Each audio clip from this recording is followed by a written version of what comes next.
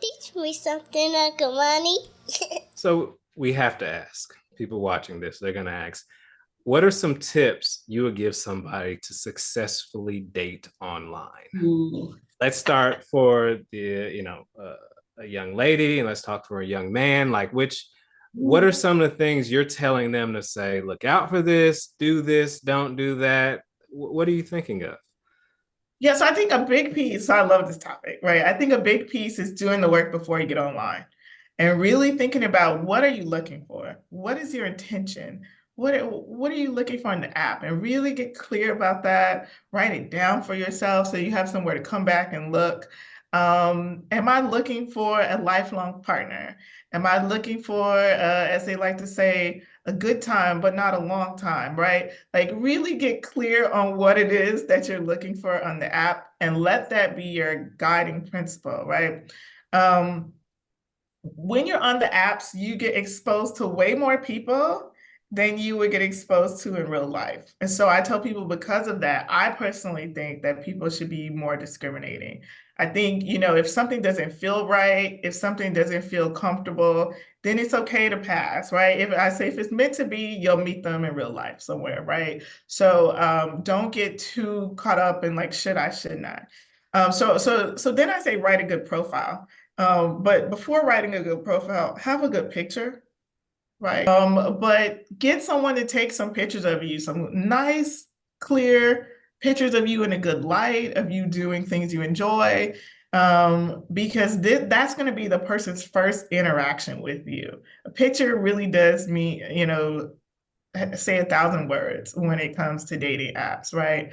Have someone look at your dating app, right? And so I think back in the day when I started helping folks around this, people were like, oh no, I don't want anybody to know I'm using a dating app. I'm like, everybody's using them now. So like most people, like most of my clients, when they ask people to do that, friends are happy to do that, family are happy to do that.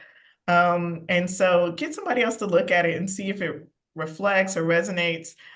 If there's, if the writing looks terrible, like let them tell you that, right? But you really want it to try to capture like who you are. And then I think really like write, for the person that you're looking for, like, hey, this is what I'm interested in. I'm looking for that. Don't write for the person you're not looking for. So a lot of people who get jaded, if you're not doing this, don't send me a message or like, this person to the side that, like only message me, don't write that. Like it comes across as like bitter or whatever. So I tell people write for the person that you're looking for. And then you can filter out the people that you don't want on your own. But like those messages are never going to stop the wrong people because the wrong people don't read.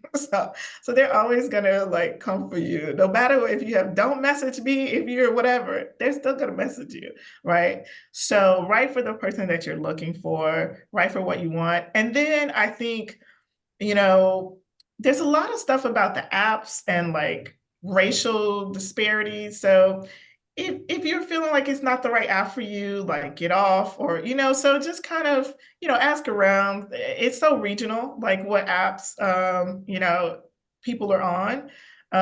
So I think it's just sort of like if you meet people who are like, I met my partner online, first of all, ask them when. If it was like in the 90s or like 15 years ago, that's going to be useless. But if they met them in the last 5 years, then that might be an app that you could consider jumping on. And then you could ask them like, what did you do? Or what did you think it was about your app? But I think really the work is internally before you jump on the app. And don't get on the app when you're depressed.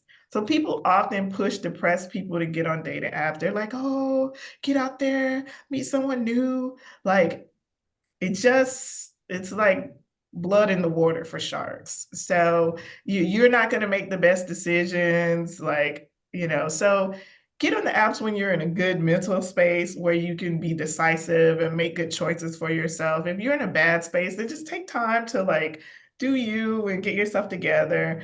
And don't listen to those friends who are like, oh, get back out there. Like, and then I often tell people dating apps may not need to be your only strategy. So do some offline, meeting people and putting yourself out there as well. Don't just rely on the apps because they can get addictive for some people, and it can feel like it's low ROI. So I have a lot of folks I know who are like, apps are terrible. I don't use them anymore. And I think that's totally fine.